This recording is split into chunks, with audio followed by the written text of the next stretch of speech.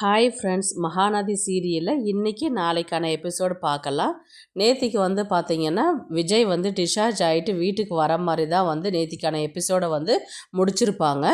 இன்றைக்கி பார்த்தீங்கன்னா காலையில் விஜய் தான் வீட்டுக்கு வராரு.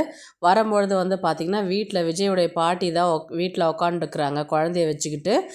ராகினியும் ராதாவும் என்ன பேசுகிறாங்கன்றது பார்த்தீங்கன்னா, இப்போ என்னம்மா பண்ண போகிற? இப்போ விஜய் ஹாஸ்பிட்டலில் நேத்திக்கே டிஸ்சார்ஜ் ஆகும்போது காவேரி எங்கேன்னு கேட்டால், ஏதோ சமாளித்து வீட்டுக்கு வா பார்த்துக்கலாம் அப்படின்ற மாதிரி சொல்லிட்டீங்க. இப்போ வீட்டுக்கு வந்தான்னா என்ன பதில் சொல்லுவீங்க நீங்கள் அவங்ககிட்ட? அப்படின்ற மாதிரி ராதா ராகினிக்கிட்ட கேட்கும்பொழுது அவங்க என்ன சொல்லுவாங்கன்னா, பார்த்துக்கலாம், இப்போதைக்கு ஆரத்தி மட்டும் நீ ரெடி பண்ணி வை, நீ குழந்தைய கொண்டு போயிட்டு உள்ளார போட்டுட்டு வா அப்படின்ற மாதிரி சொல்லுவாங்க. அடுத்த செகண்ட் இவர் விஜய் தான் உள்ளே வருவார். உள்ளே வந்தோடனே பார்த்தீங்கன்னா, எங்கம்மா காவேரி காணோம் அப்படின்ற மாதிரி பாட்டிக்கிட்ட கேட்பார். அங்கே தான் இருப்பாங்க, முதல்ல நீ உள்ளே வா அப்படின்ற மாதிரி சொல்லுவாங்க. ஃபஸ்ட்டு உடம்பு நல்லா ஆகிட்டு வீட்டுக்கு வந்தால் கோவிலுக்கு வரேன்னு வேண்டிக்கிட்டேன், வா நம்ம கோவிலுக்கு போயிட்டு வருவோம், அதுக்கப்புறம் மற்றதை பற்றி பேசுவோம் அப்படின்னு சொல்லுவாங்க. உடனே கோவிலுக்கு போவாங்க.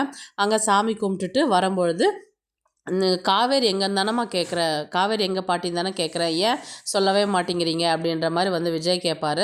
இப்போ நீ ஹாஸ்பிட்டலுக்கு போயிட்டு வந்திருக்கிற, அடிபட்டிருக்கிற, ரொம்ப ஸ்ட்ரெயின் பண்ணிக்கூடாதுன்னு சொல்லிட்டு டாக்டர் சொல்லியிருக்கிறாங்க, ஃபஸ்ட்டு சாப்பிடாத வர இருக்கிற, சாப்பிடு, அதுக்கப்புறம் அதை பற்றி பேசலாம் அப்படின்னு சொல்கிறாங்க. வீட்டுக்கு வந்தவுடனே விஜய் ரொம்ப டென்ஷன் ஆகிட்டு, காவேரி எங்கேன்னு கேட்குற, ஏதாவது ஒரு காரணத்தை சொல்லி சமாளிச்சுக்கிட்டே இருக்கிறீங்க, காவேரி எங்கே அப்படின்னு சொல்லிட்டு கோவப்பட்டு கேட்கும் பொழுது பார்த்தீங்கன்னா, விஜயோடைய சித்தப்பா காவேரி செத்து போயிட்டா, அடிப்பட்ட இடத்துலே ஸ்பாட்லேயே இறந்துட்டாவா அப்படின்ற மாதிரி சொன்னதுக்கு, இல்லை பொய் சொல்கிறீங்கன்னு சொல்லிட்டு எழுந்து போயிட்டு விஜயோடைய சித்தப்பா சட்டையை பிடிச்சி கேட்பாரு.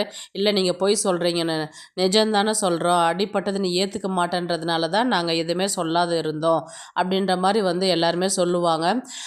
அவள் விதி முடிஞ்சு போச்சு, அவள் போயிட்டா, இனி தேவையில்லாத அவளை பற்றி யோசிக்காத அப்படின்ற மாதிரி சொல்லிட்டு இருக்கும்போது, காவேரி எங்கடி இருக்கிற, நீ வீட்டுக்கு வா, இவங்க சொல்கிறதெல்லாம் பொய்ன்னு சொல்லிட்டு இங்கே வா, என்ன பண்ணுற, எங்கடி இருக்கிற அப்படின்னு சொல்லிட்டு வீடு முழுக்க தேடுறாரு விஜய்.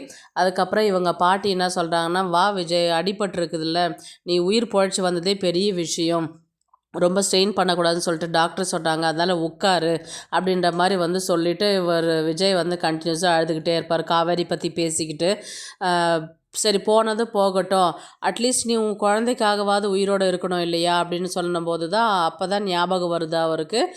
குழந்தைய கொண்டு காமிக்கிறாங்க, உனக்கு பொன் குழந்தை தான் பிறந்திருக்குது, நீ பாரு, இவளுக்காவாச்சும் நீ உயிரோடு இருக்கணும் இல்லையா அப்படின்ற மாதிரி கொண்டு அவகிட்ட காமிக்கிறாங்க. விஜய் குழந்தைய பார்த்துட்டு உன் முத்தம் கொடுத்து காவேரி அப்படின்னு சொல்லிட்டு அழறாரு.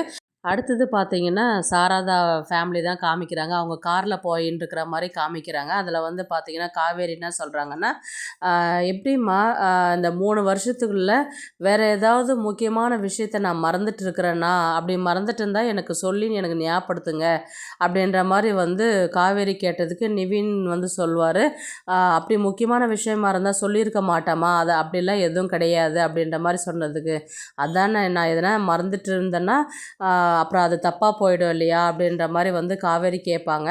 உடனே காவேரி என்ன சொல்கிறாங்க, அக்காவுக்கு கல்யாணம் பண்ணிகிட்ருக்குற, யமுனாவுக்கு கல்யாணம் பண்ணிகிட்ருக்குற, எனக்கு ஏமா நீ கல்யாணமே பண்ணலை அப்படின்ற மாதிரி காவேரி சாரதாவை பார்த்து கேட்பாங்க. சாரதா அழுதுகிட்டே இருப்பாங்க.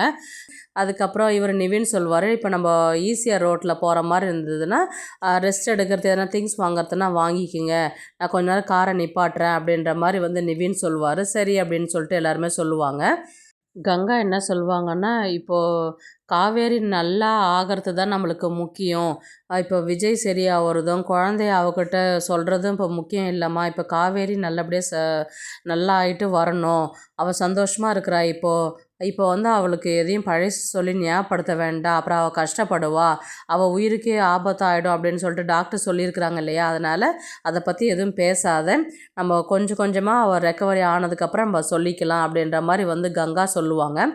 அடுத்தது பார்த்திங்கன்னா, இன்றைக்கான எபிசோடு முடிக்கிறாங்க. முடிச்சுட்டு நாளைக்கு பார்த்திங்கன்னா 5 இயர்ஸ் அப்புறம், 5 வருடத்துக்கு அப்புறம் அப்படின்னு சொல்லிட்டு குழந்தை பெரியவளாக ஆகிட்டு பர்த்டே செலப்ரேஷன் பண்ணுற மாதிரி தான் நாளைக்கான கதையை காமிப்பாங்க.